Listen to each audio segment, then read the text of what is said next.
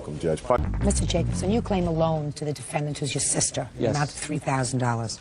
Your sister acknowledges that you gave her $3,000, but your sister says it wasn't a loan, it was a gift. When did you make this loan?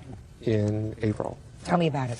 My partner had passed away in March, and I hadn't really seen my sister since 2000.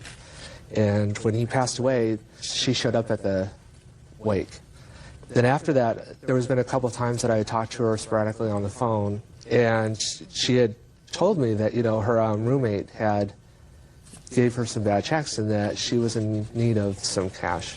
So I asked her how much would be the minimum that she would need to pay her car payments, the child care for her daughter, and her utility bills. And she said $3,000. So I told her that I could probably swing that. And when you handed her the money, what kind of conversation did you have? Well, I told her that I could loan her the money and I needed it to be repaid, but I told her I would loan it to her at a 0% interest, you know, because she was in need. Why didn't you speak to your sister for the 2-year period between 2000 and 2000? My sister and my brother were in business together, and he had gotten hurt. So then when he was in the hospital, my sister sort of just swung in, and she wanted to take over the business. And in that time, they were behind on all their bills, so then my mom got involved into it. Then she started running the business with my brother, and then my sister was out of it. So there was a big family dispute over the whole entire mess. Did you ask your sister back for this money? Yes. When? Every month. What did she say? She would show me a stack of bills, and she says, I don't have any to give to you. And in August, she just blew up and was like yelling and using foul language. And then she told me that I should have told you months ago that I was not ever going to pay you. All right, Ms. Cole, let's hear your version of these events. Where would you like me to start? Judge Judy continues in a moment. Now, I would like you to start on the 29th of April when your brother handed you $3,000. April. Yes. Okay, let's start at April. Okay. He gave me the $3,000. I had driven out there. I had not spoken to either one of them for over a year. Not because my brother was hurt. My other brother, who I was in business with, who my mother talked me into going into business with this brother. How old are you? Old enough to know better. So don't blame anybody else for your mistakes. I want to hear about the $3,000. Okay, the So your brother $3,000. gave you $3,000 because you said you were behind on your bills. Why didn't you pay him back? Because I assumed that it was a gift, because I didn't find out until 2 weeks later from my Aunt Carol, who had gone to a picnic with them. She came back to me, she goes, Kelly, do you know that gift that your brother gave you was a loan? Listen to me, I'm not interested in what somebody said to you outside of this courtroom. Yes. I want to know why, in your mind, you think that this brother, who you weren't in business with, would give you $3,000. Because he and my mother went into the company after my brother was stabbed and took the company, went into bank accounts, took money, back-charged my account, which put me $27,000 in debt, and turned around and deposited into their new DBA account. They took over the business, both of them. Miss Cole, I think that you have a persecution complex. So far, you have two brothers and a mother. You're not talking to your mother, this brother, or your other brother, because everybody is trying to scam you. Is that right? Not everybody's trying. They've always done it. Is there any particular reason for that? Because I was very close to my grandmother. Oh, you are a very sick girl. You owe your brother $3,000. Pay it. Judgment for the plaintiff, that's all. All these are excused. You may step out. You've been sworn in. You may be seated. Ladies have seats. I've read your complaint, which alleges that the defendant breached a written contract that you had with her for child care. At some point, she terminated your services, you say, without good cause. She owes you some money. And in addition, she filed false charges against you with Child Protective Services, which required them to investigate your home, investigate whether or not you should continue to be licensed as a child care provider. Yeah. Ms. Linton says that she took her children out of your care because you placed them in a situation that could have been dangerous. And she is counterclaiming, yes, for the potential harm that you did to her children. So when did she take the children out of your care? On the 1st of July. Tell me what monies you allege she owes you. I'm alleging she owes me all that is paid through the county. She called me and gave me a 2-week notice and didn't fulfill it. She gave you 2 weeks' notice when? The day after in question, I guess it would be the 2nd of July. On or about July 1st. Well, may I tell you a little bit previously? Because I had not been keeping her kids. The end of school had come. And so we started making arrangements again for me to start keeping her children again. Miss Linton leaves her children home alone. I only was keeping her youngest son. Shh. Don't interrupt her. I just want to know what happened on 7/1. Okay. The day in question, I picked her children up. How many children? I picked all 4 of them up. How old are they? They're 13, 9, 6, and 1. Is that your son? Yes. How old are you? 12. Is that the one that you said was 13? Yes, I was told he was 13. You're 12? Yes. 12, 9, 6, and 1? 12, 8, 6, and 1. Okay. All right, so you picked up her children, 4 children. I picked up her children, and the day in question, I had a class I have to take. There are certain requirements through the county that you have to take classes. So I had a class. Gloria McMillan's a friend of mine, and I have her watch them. She's watched her kids many times before. Is Miss McMillan a licensed daycare provider? No. Are you permitted under your contract with the state to leave the children with unlicensed daycare providers? Yes. You are? That I'm aware of. I've never... Shh. Listen, I don't need any help, and this isn't a tea dance. Not that you're aware of. Not that I'm not aware of, exactly. Okay. So, Ms. Brooks, did you have to take classes in order to be a child care provider? Yes. Did they do a background check? Yes. Criminal background check. They did fingerprinting? Yep. Photographing? Yep. So you went through a process before the government says we will pay you money to watch children. To get my license, you go through that process. That's right. To get your license as a child care provider, you must go through this process. Yes, ma'am. She didn't go through the process. Okay. So nobody has to tell you that she's not permitted to take care of the children. No. I'm telling you that unless you are vetted by the state so that you can get a license, you can't give over the care of 4 children to somebody else. I understand that now. Good. What happened next? Well, I haven't even gotten to the beginning of that day, because I would like to tell you the whole day. I want you to tell me what happened when you left the children in a car. That's what this is all about. That's what I'm trying to get to. Well, then get there. Okay. On the day of question, I picked her children up. I went to the county building, had some paperwork to drop off for my father. I take care of my father, who was terminally ill, dying of cancer. After that, I went and picked up Gloria McMillan to watch the children for me. On the way home, I stopped past the party store. Getting out of the car, I said, guys, you guys wait right here. I'm going to run in the party store real quick, let my daughter pick out her party invitations. And we proceeded into the store. I left their children in the car. And on my way out of the car... Where was she? She went in to sort of speak to a friend of hers that worked at the register in the store. How old is your daughter? My daughter is 2 now. The daughter who was picking out the party invitations? Yeah. I have a very bright 2-year-old. Just a second. What 2-year-old would be in them? I'll give you this last opportunity. Then you're going out. Do you understand? Mm-hmm. Yes. So let me understand this.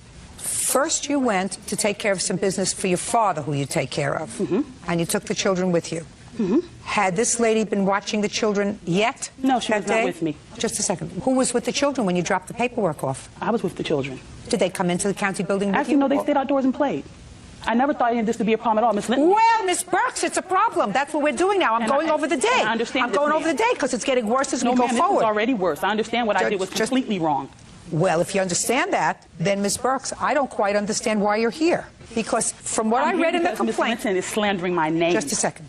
If what you're telling me is you picked up her children and you had your 2-year-old in the car, you went to the county building. Did you take your 2-year-old inside with you? To the county building, yes, ma'am, and her son. Shh. And her 12-year-old or No, her 1-year-old? her littlest son. They stayed outside and played basketball. You went inside and you took your 2-year-old and her 1-year-old into the county building. And her other 3 children stayed outside alone. And played on the playground. I don't care where they played. They stayed outside alone. Yes, ma'am. And then you come back to the car and you went and picked up this lady. Yes. And then 2 adults, your daughter, went inside to a store and you left her 4 children in the car, including the 1-year-old. Yes, ma'am. Okay. And how long were you in the store? Maybe 5 minutes. So that's what the case is about. It was the next day that she called and gave you notice. Right, but that's not what she called me and said the next day. What did she call you and say the next day? She called me on the phone. When I answered, I said, hello. She says, I'm giving you a 2-week notice because you have a problem with my son. I said, no, ma'am, I don't have a problem with your son. Your son is a child. You're a liar. No, no, no. Listen to me. Miss Linton, don't speak to her. Judge Judy continues in a moment.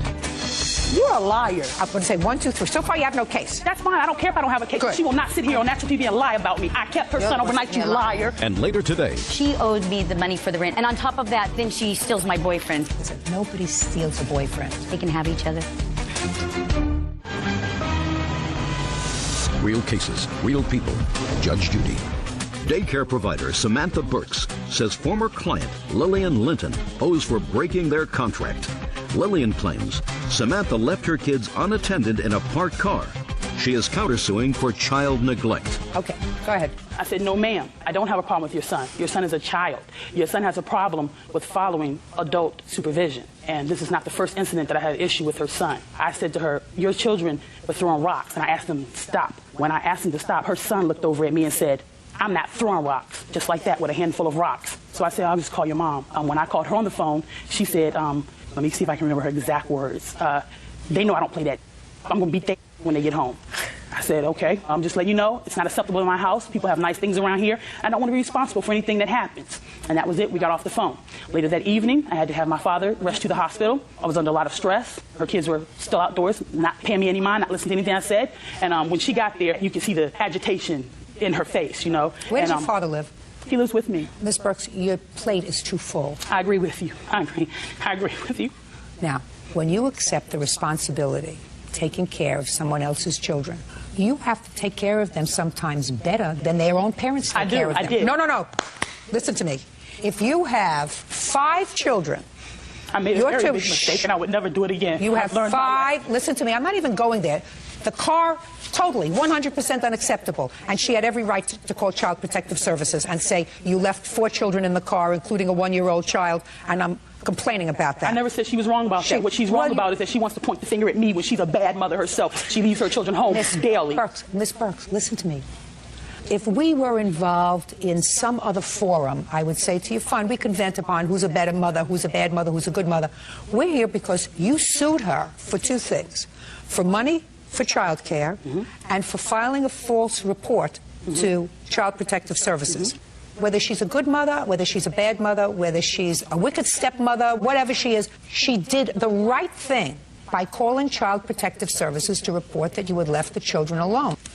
Your plate is very full. When you accept children into your home as a child care provider, you're supposed to do more with those children than just be a body there. You're supposed to play with them. You're supposed to provide them with activity. With you. No, listen to me. No. What I'm telling you is, if you have a 2-year-old toddler yourself and a father who is terminally ill with cancer that you're caring for in your home, it is impossible to set up a home, your home, to be an appropriate and adequate child care provider. So, Judy, that's your opinion. I disagree. And my father was not diagnosed with lung cancer when I took care of her children. Through the process of taking care of her children, he was diagnosed with lung cancer. You told me the story, madam. You said I had to drop some papers off for my father who was dying of cancer, who I was also caring for. You told that to me. But you're saying to me...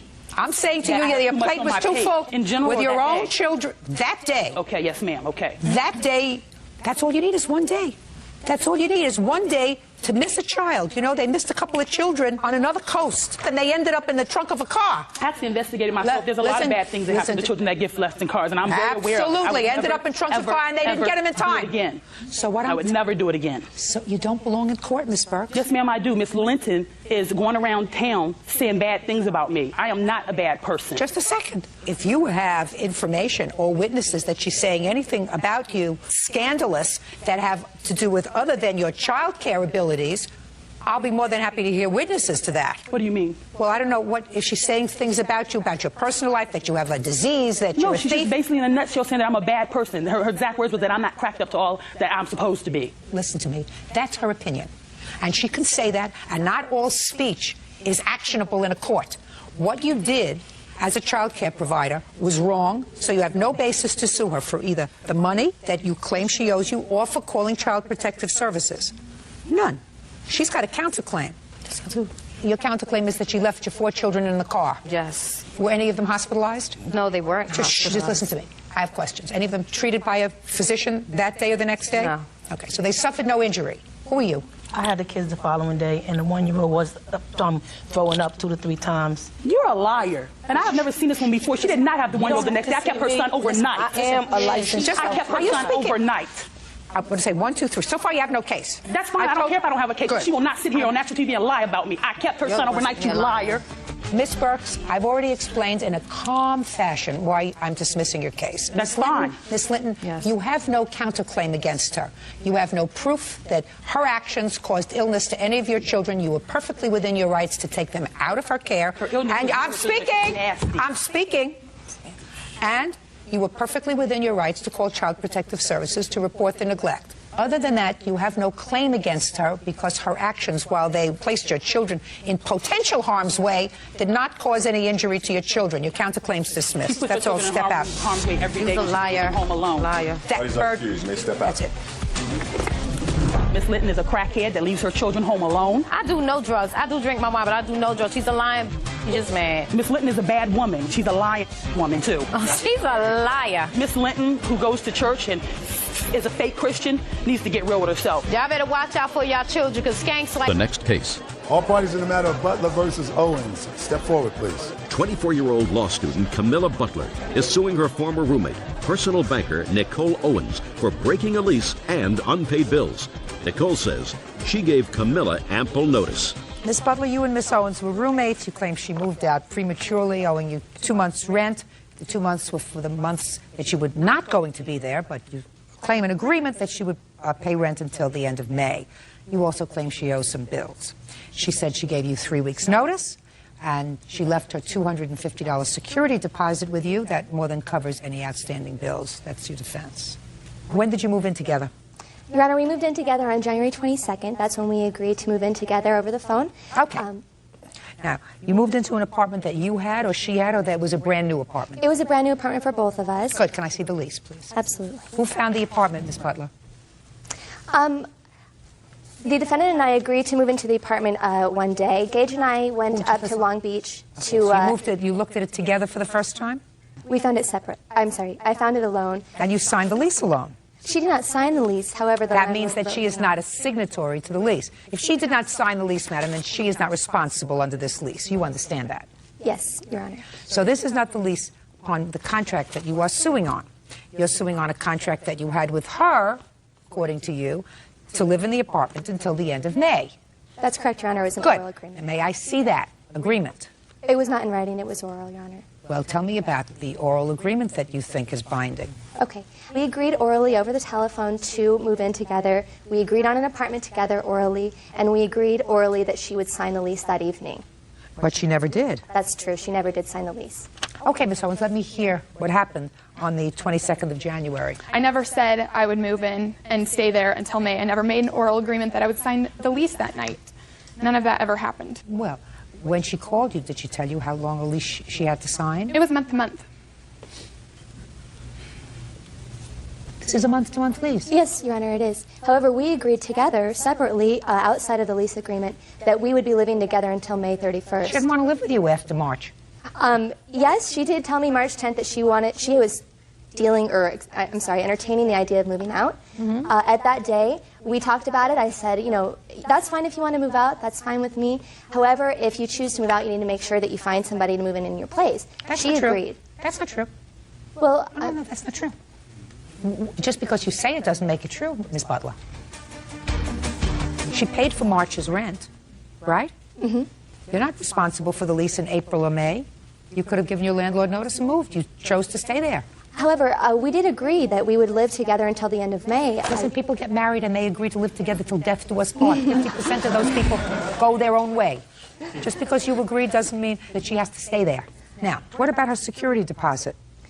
We haven't gotten the security deposit back since the landlord is still in the process of cleaning the apartment and, I guess, seeing what needs to be done. But you had $250 in security deposit? Yes, I did. Okay.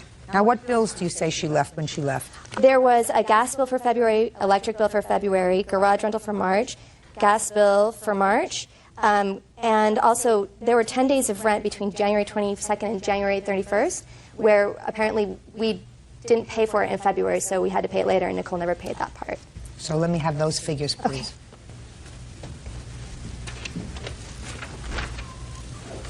Your Honor, would it be okay for Gage to testify about the conversations he had with Nicole? Sure. Last name? Duran. I'm ready to hear you. Essentially what happened is Nicole said, I'm just going to leave, and that's the end of the story, and that she gave Camilla her 30 days notice, but the landlord required that 30 days notice. Well, let me tell you, I've looked over your damages. Your damages, you say, were $1,129.83. If you deduct April's garage rental, because she wasn't there in April, and if you deduct the $850 in rent, it comes out to exactly $249, and she's got $250 in security deposit. So really the only issue is it reasonable for Miss Owens to pay you 1 month's rent to have given you a full 30 days notice of her intention to leave? Do you think it was reasonable for you to give her 1 month's notice, 30 days notice? I didn't even know until 3 weeks prior that I would be moving out. That's not her fault. I know. That's your fault. Yeah. That's your fault. And 30 days notice is not unreasonable, because if she were to give the landlord 30 days notice pursuant to the lease, then she could have, I don't care if she went home to live with her mother. I don't care if she went home to live with this guy. I don't care if she goes into a shelter. That's not the issue. The issue is you had to do the right thing and give her 30 days notice, which you didn't do. Yeah. Right? Yes, I understand that. So, minimally, you owe her $425, which is your half of the rent for 1 month. And the rest of the bills is more than covered by her security. You left the place pretty clean? Oh, yes. Good. Judgment for the plaintiff in the amount of $425. That's all. Now, this is case number 570 on the calendar, the matter of Reeves versus Helms. You're welcome, Judge. Parties have been sworn in. You may be seated. Folks, have a seat. Ms. Reeves, it is your claim that the defendant assaulted you while you were a guest in her home. That's correct. Ms. Helms' defense is that she was justified in her conduct because you were an invited guest in her home. She found you messing around with her husband. She is counterclaiming, claiming emotional distress that you caused her. She subsequently divorced, is that right? Yes, ma'am. And she had criminal charges pending Yes, ma'am. against her? So she's counterclaiming for her stress and aggravation. Yes. When were you invited to her home? On November the 18th of 2006. Had you ever met her before? No. Who invited you to the house? Her brother-in-law. And were you having some sort of a gathering there? They always watch the game at the house, football game. All right. What time did you arrive at the house? It was dark. It was approximately 6. Had you been drinking? No, ma'am. I drove an hour from home to get there. Was there drinking at the party? Yes. Was everybody pretty well sauced by the time you got there? Yes, ma'am. Well, that's what I She got there gathered. at halftime. She was saucy when she got there. I'll get to you. I gather from reading the paper that everybody was pretty well sauced at the Yes, house. ma'am. Not everybody. Well, how many people were at the house? Probably up to 15. And of the 15 people that were there, name the people that weren't sauced. Everyone that was under 21. Right. Okay, so what happened when you got there? I got there. Everyone was wasted. The baby needed diapers. She had a bunch of grandbabies there. How many grandchildren were at your house? 5. Okay, go ahead. They were too drunk to drive. So I took her daughter to the store to buy Pampers for the baby. That's a lie. When I don't want you to answer her. We got back. We had juice. Which daughter? The 22-year-old, the 21-year-old, the Was youngest that you? one. You raised your hand, right? That was me. She took you to the store to get Pampers? She didn't take me to the store to get Pampers. She took me to the store to get orange juice so I could fix her some salty dolls. Right. So she took you to the store. She took me to the grocery store. Good. I got back and we watched the rest of the football game. People started passing out. They just started dropping like flies. Could you move on, madam? I have other cases. Miss Helms, you have to behave yourself. No one left. Everyone was there. I was the only one that was awake. I got up. I went to the restroom. The only working restroom in their house is in the master bedroom. I walked through there. Her husband had 2 or 3 grandbabies in the bed with him. I used the restroom. I came out, and I woke him up. How did you wake him up? Just by going into the restroom? Miss Helms, if you speak out again while it's not your turn, the case will be over and you will have lost. Do you understand? Yes, ma'am. Well, because I had flushed the toilet, and the light was still on, and it woke him up, and he asked me where everyone was at, and I said, well, they're in the living room. I said, they're on pallets and whatnot. Well, I walked outside their house. I left my cigarettes outside in their pool room. I went outside to smoke a cigarette. Well, her husband followed me outside, and they have like a wood-burning stove, and he asked me if I was cold. And I said, no. And he said, well, let me put some wood in it anyway. I was like, fine then. I was sitting on the pool table. Well, she comes in, she's like, are you trying to F my husband? And then all of a sudden, I got blindsided with a piece of firewood that broke my nose. Okay. I have pictures. I'd like to see them, please. And then she assaulted him that night also. It resulted from 16 stitches in my face. I see. She hit me between 7 and 10 times in the face. Who called the police? I couldn't find she knocked me out of my shoes that I was wearing. And so I went barefooted running. My keys were in her house. I grabbed my keys. I was bleeding. She ran in after me. Would you just answer my question? I said to you, listen to me. I know. What was my question? How did I leave? No. Where? Try again. I ran in her house to get my keys. I said, my question was, who called the police? I did. That's the answer. Where were you when you called the police? I had to run in her house, grab my keys. She wouldn't let me go. Listen to me. I asked you a simple question. I got a car wash. So from the house, you went to a car wash and called the police? Yes, ma'am. Do you have a police report? Yes, ma'am. I'd like to see it.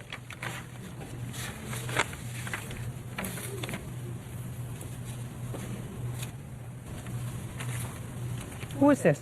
That's my husband. How long have you been married? Almost 8 years. Was he with you at the party on the 18th? No, ma'am. He had a prior engagement. What was his prior engagement? His boss had invited him to his house. For? For the football game. And he accepted Just it. the guys? Without wives? Well, I could have went too, but... But what? I made a bad mistake, and I went the other place.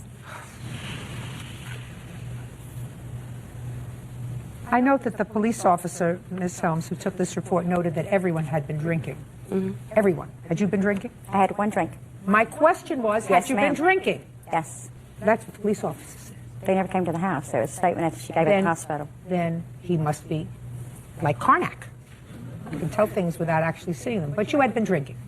Now, did you assault Miss Reeves? Yes. Did you assault Miss Reeves with firewood? Yes. At the time you hit Miss Reeves with the firewood, was she attempting to assault you? No, she was pulling her pants up. So you were not in any physical danger when you assaulted her, which would have No, been... I just lost it when I seen them pulling their pants up out in the garage. Okay. Judge Judy continues in a moment. I don't know why he came in there. He may have. Oh, well, you don't know why. I know why he came in. That's not my problem. That's her problem. And later today, So there's a couple of good stories that you made up that you just told me. You better tell me the truth. If you don't, I'm going to embarrass you. Pregnant, not pregnant, I don't care. Do you understand? real cases, real people. Judge Judy. Stephanie Reeves claims party host Betty Helms hit her across the face with firewood. Betty claims Stephanie was with her husband. She is countersuing for emotional distress. So, Ms. Helms, there is no excuse for assaulting someone lost because it. they're fooling around with you. There's no such offense as losing it. And I can understand you, if what you say is true, that they were fooling around in the pool room. And in the She and her bedroom. husband, wherever they were fooling around. With a grandbaby in I don't there. care. I don't even like the picture that it's fomenting in my mind of it. If it's true, what'd you hit her for? Because she stood in my face and told me that my husband was coming on to her first. And I just lost it. Just a second. You lost it with just her? No, and I lost it with him. I mean, Oh, well, that, although that's not an excuse, I can almost understand that. From a legal perspective, that's not an excuse. But at least you have a contract with your husband. How long were you married? 11 years. Married to this guy 11 years, shared a house with him, and he disrespects you in your home with a perfect Why would she stranger. go with another man? With a perfect And stranger. she's supposed to be married. Listen to me. She doesn't have a contract with you. He does. What she did with him. That's his problem. That's not your problem. That's his problem. Now, do you think that I believe, madam, that the husband got up out of bed where he was lying with his grandbabies, passed out, to follow you into the pool room so he could make you warm with firewood? I don't know why. I'm speaking! Do you think that I believe that? I don't know why he came in there. He may have. Oh, well, you don't know why. I know why. Well, that's not like you said. That's not my problem. I know why. He came in. That's not my problem. That's her problem. Listen to me. It was her problem and her husband's problem. But if you think that I believe your story, I don't. Now, that doesn't mean that she's allowed to assault you. Exactly. You could have been going at it with the Energizer Bunny. Ma'am. And it wouldn't have made any difference to me as a jurist whether or not she has the right to assault May you. I show She you? doesn't have the right to assault you. Exactly. May I add something to that? Sure. She said we were pulling up our pants. This is the actual outfit that I had on that Where's the night. vest? I don't. Okay, I'm sorry. These are the pants I had on. So? If my pants were off, then how did they get covered in blood from my face? Listen to me, madam. If you think that I believe that her husband got up out of bed where he was comfortably passed out with his grandchildren, it's another lovely picture that I'm seeing, and followed you into the pool room to make sure you were warm so that he could put wood on the fire, I don't believe it. Maybe your husband believes it. Maybe you even made it up so that you believe it yourself. But the truth of the matter is, that's a lot of baloney. Everyone had had a little bit too much to drink in that house, and you're partially responsible for that. I didn't because invite if you don't have to invite her. People are not supposed to drink to the extent where they get so drunk that they pass out on a bed with grandchildren. That's not supposed to happen. That's not civilized behavior. True. I don't care where you're from. Now, what were your medical bills? $4,139.83. Let me see. What kind of work do you do? Right now, I don't do anything. And what kind of work does he do? He's a truck driver. Does he have health insurance as a truck driver? Yes, ma'am. So did the health insurance cover some of these bills?